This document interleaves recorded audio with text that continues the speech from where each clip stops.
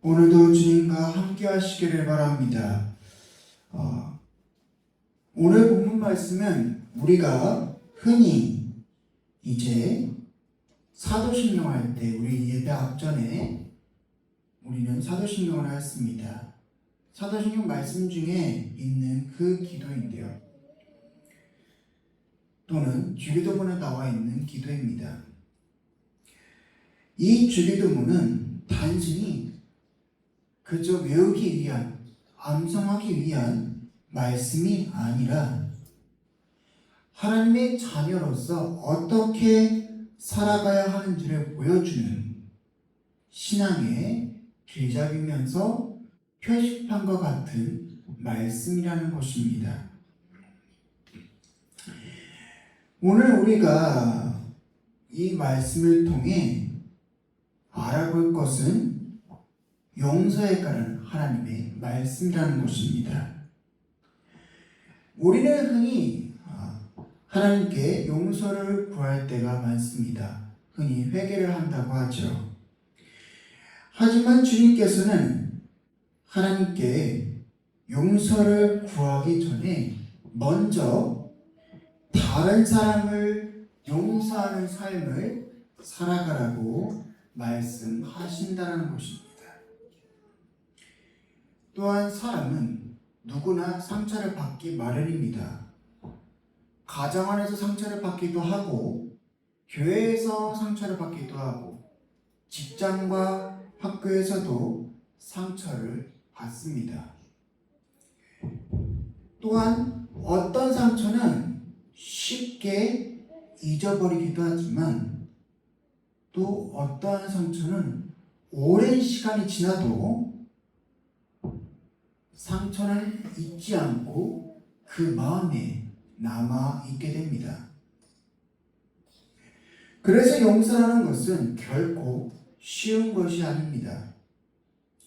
그러나 성경에서는 반복해서 용서하라고 말하고 있습니다. 그렇다면 왜 하나님께서는 우리에게 용서하라고 하시는 걸까요? 그리고 왜 용서는 신앙생활의 표지판이며 핵심이 되는 것일까요? 오늘 말씀을 통해 하나님께서 우리에게 주시는 용서의 은혜를 함께 살펴보도록 하겠습니다. 오늘 본문 말씀을 보면 우리의 죄도 사하여 주시었고 라고 나와 있는데, 여기서 죄라는 단어를 원어로 보자면 하마르티아라고 헬라어로 말하고 있습니다. 이 단어는 본래 어떠한 뜻을 말하고 있냐? 관역을 빗나가게 하다 라는 뜻을 가지고 있습니다. 즉, 죄라는 것은 단순히 나쁜 행동만을 의미하는 것이 아닙니다. 하나님께서 원하시는 삶의 목표에서 벗어난 상태를 말하고 있다라는 것입니다. 또한 겸손은 하나님 앞에서 자신의 위치를 정확하게 아는 것이기도 합니다. 또한 성경은 모든 사람이 죄인이라고 말하고 있습니다. 로마서 3장 23절에 보면 모든 사람이 죄를 범하였음에 하나님의 영광에 이르지 못하더니, 우리는요 하나님 앞에 섰을 때 그 누구도 하나님 앞에는 의인이 될 수가 없습니다. 오히려 우리가 하나님 앞에 용서를 받아야 할 죄인이기 때문에 용서를 받은 우리는, 주님께 용서받은 우리는 다른 사람을 용서할 줄 알아야 합니다. 예배서 1장 7절은 이렇게 말하고 있습니다. 우리는 그리스도 안에서 그의 은혜의 풍성함을 따라 그의 피로 말미암아 속량 곧 죄사함을 받았느니라.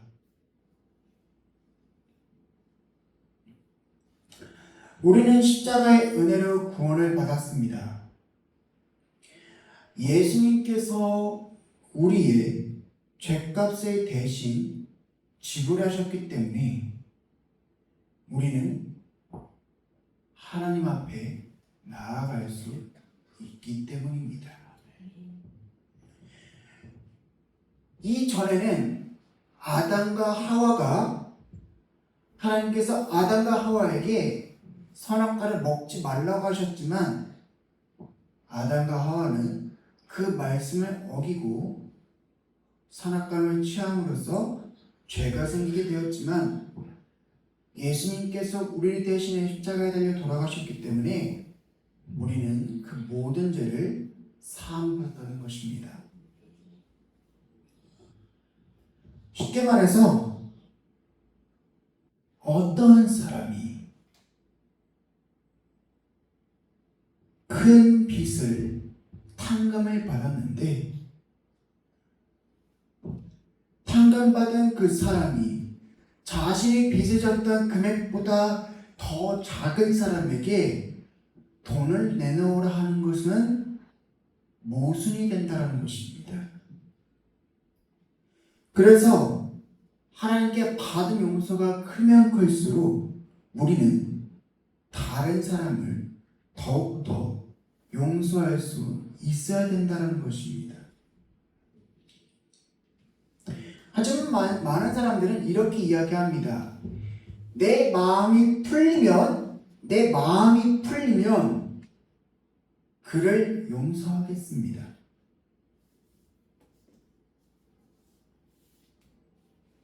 그러나 성경에서는 이렇게 이야기합니다. 성경에서는 용서라는 것은 감정이 아니라 결단이 된다는 것입니다. 결단. 본문 말씀에 보면 이렇게 이야기가 됩니다. 용서하오니. 이 용서하오니란 이 단어를 원어로 풀어보면 이렇게 이야기합니다. 아피에멘. 이 아피에멘의 의미는 놓아주다, 풀어주다, 보내주다라는 의미를 말하고 있다는 것입니다. 쉽게 말해서 용서란 상대방이 나에게 한 행동을 정당화시키는 게 아닙니다.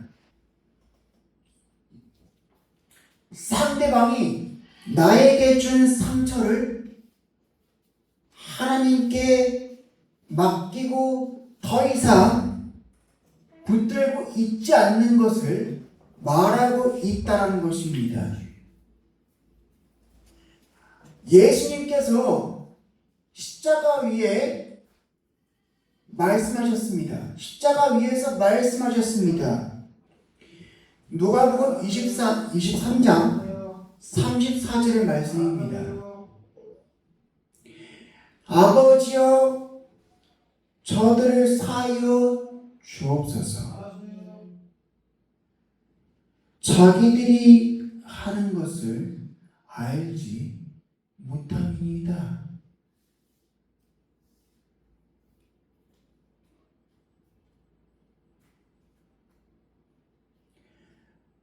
예수님께서는요,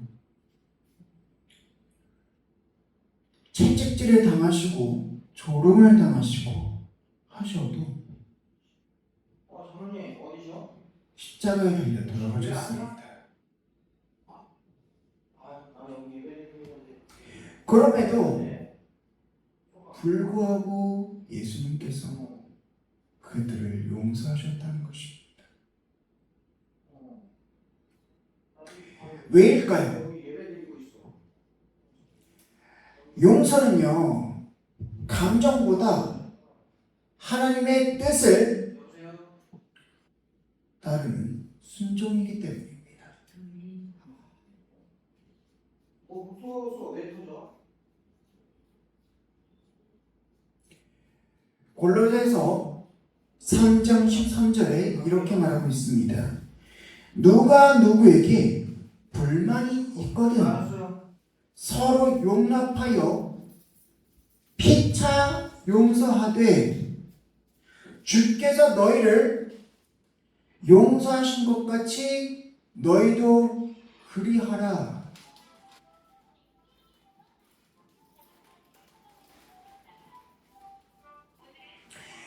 주님이 우리를 용서하신 것처럼 우리도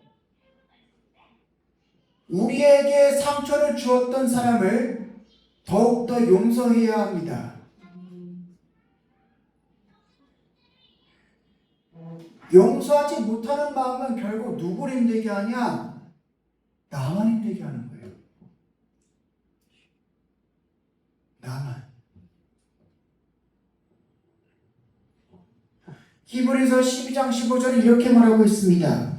쓴뿌리가 나서 괴롭게 하고 많은 사람들이 이로 말미암아 더러움을 입을까 두려워하라.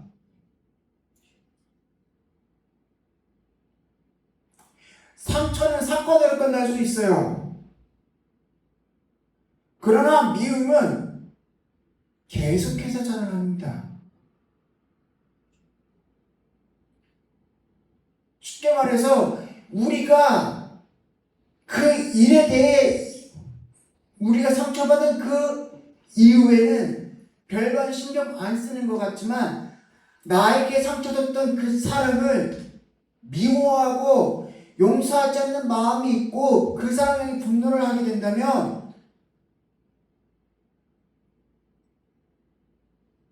독이 되고 쓴뿌리가 된다는 것입니다. 오히려 상대방보다 내 영혼이 병이 든다는 것입니다. 그리고 이 사단은 그것들을 이용해서 그 상처를 이용해서 관계를 무너뜨리기 시작을 합니다. 사람과의 관계 무너뜨리는 건 기본이면서 하나님과의 관계 또한 무너뜨린다는 것입니다. 가정을 무너뜨리고요, 교회를 무너뜨리고요, 성도의 신앙을 약하게 만든다는 것입니다. 우리의 믿음을 약하게 만든다는 거예요.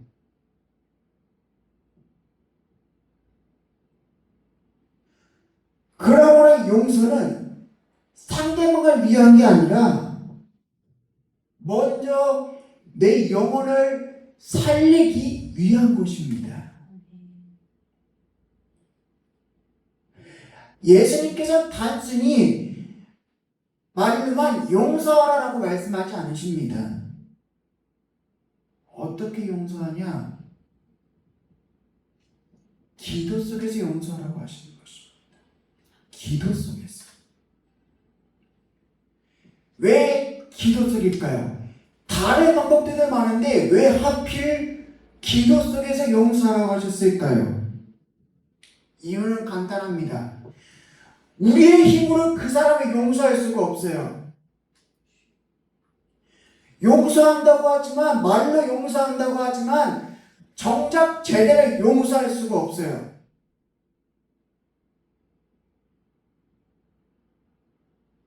그러면 어떻게 용서할 수가 있냐? 기도 속에서 성령님이 함께 하셔서 그 사람을 용서할 수 있게 된다는 것입니다.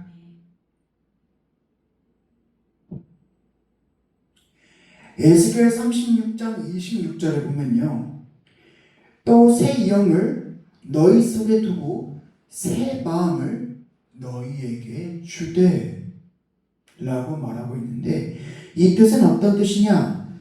하나님께서 굳은 마음을 부드러운 마음으로 바꾸신다는 것입니다.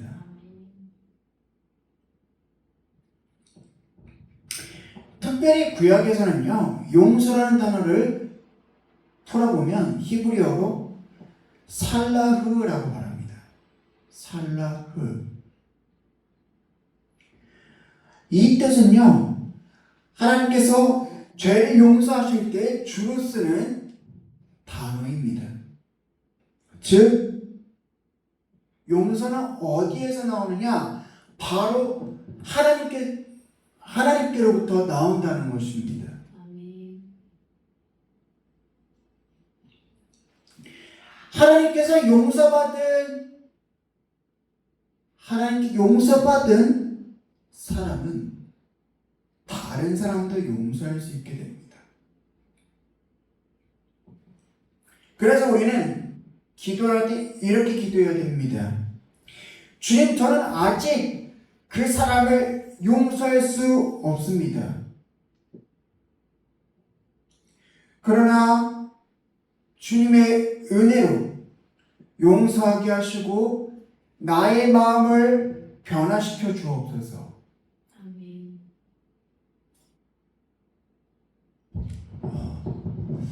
한 목사님께서 교도소 사역을 하고 계셨는데 어느 날 똑같이 교도소 사역을 하시던 중 한 제주자를 만났습니다. 그 사람은 수십 년 동안 자신의 아버지를 미워했던 사람이에요. 어린 시절 아버지의 폭력과 학대로 인하여서 그는 아버지를 미워했고 그는 항상 이렇게 이야기하였습니다. 절대로 나는 아버지를 용서할 수가 없습니다. 그리고 그 제주자는 목사님에게 말하였습니다. 그리고 목사님께서 그 얘기를 들으시고 그 제주자에게 이야기하였습니다. 용서할 수가 없다면 먼저 하나님께 기도하십시오. 그 제주자는 마음이 내키진 않았지만 억지로라도 기도하기 시작했습니다. 하나님, 나는 아버지를 용서할 수가 없습니다.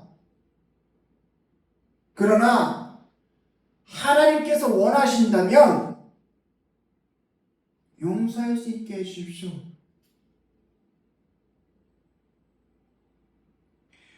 그리고 그 기도가 몇 달 동안 계속됐어요.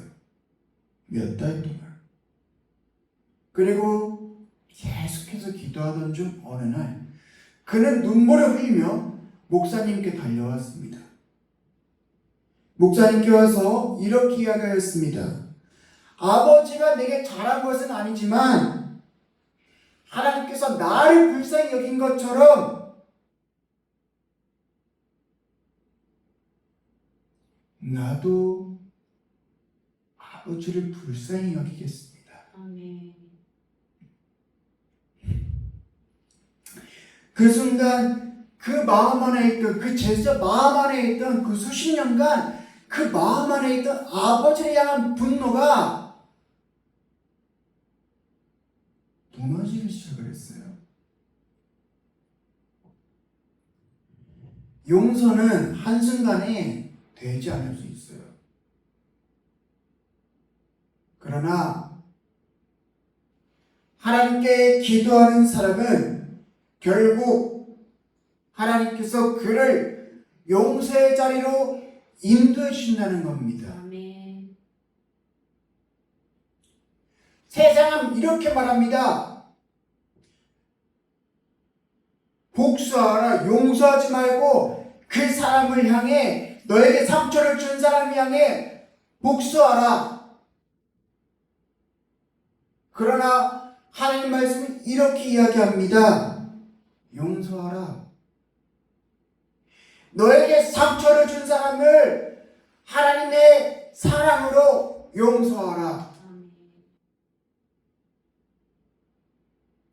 또한 세상은 갚아주라 얘기합니다. 너에게 상처를 준 사람, 네게 원수가 된 사람을 원수를 갚아라.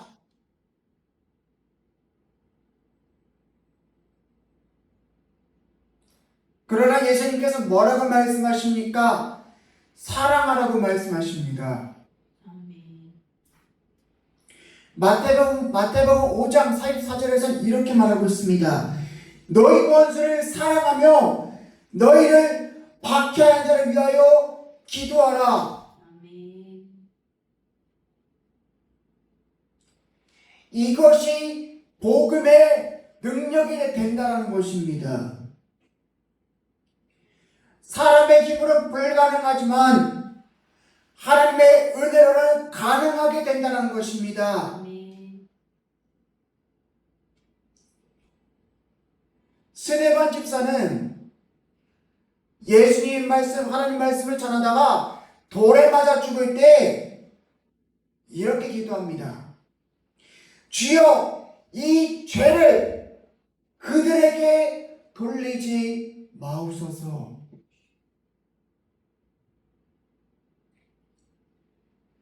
이 스데반 집사의 용서의 기도는 훗날 바울의 회심에도 영향을 주게 되는 기도가 됩니다. 아멘.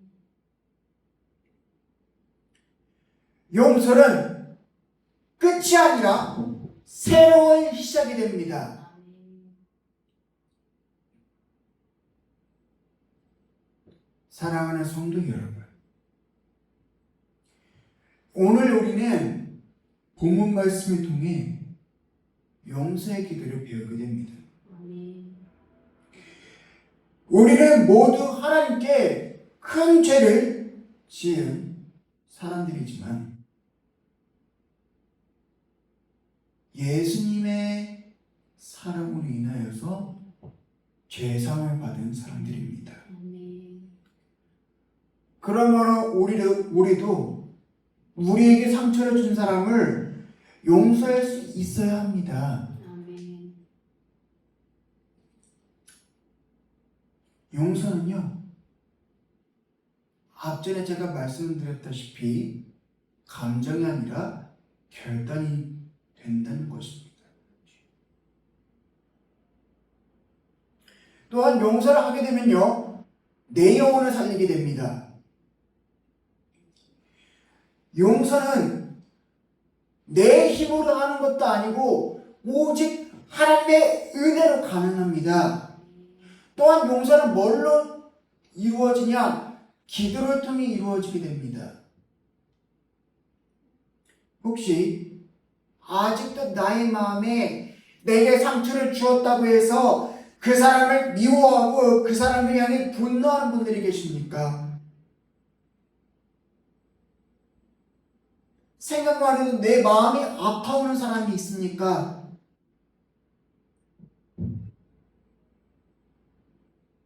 그렇다면 그 사람을 위하여 기도하십시오. 아멘. 당장 용서를 못해도 괜찮습니다. 그러나 하나님 앞에 나에게 상처를 준 사람의 이름을 하나님 앞에 올려드리십시오. 아멘. 그리고 이렇게 기도하십시오. 하나님, 내가 그 사람을 나의 힘으로 용서하는 게 아니라 하나님의 은혜로, 하나님의 사랑으로 용서할 수 있게 하십시오. 아멘. 그렇게 기도를 시작할 때 성령님께서 우리의 마음을 아시고 우리의 마음을 만지시며 우리를 자유케 하실 것이면서 예수님의 십자가의 사랑 안에서 우리의 마음 안에 상처가 아니라 분노가 아니라 참된 용서의 사랑으로 채워주실 것입니다. 아멘. 그렇기 때문에 오늘도 주님 안에서 그 사람을 위해 용서하며 기도하는 우리가 되기를 소망합니다. 아멘. 제가 기도하겠습니다. 사랑과 은혜가 풍성하신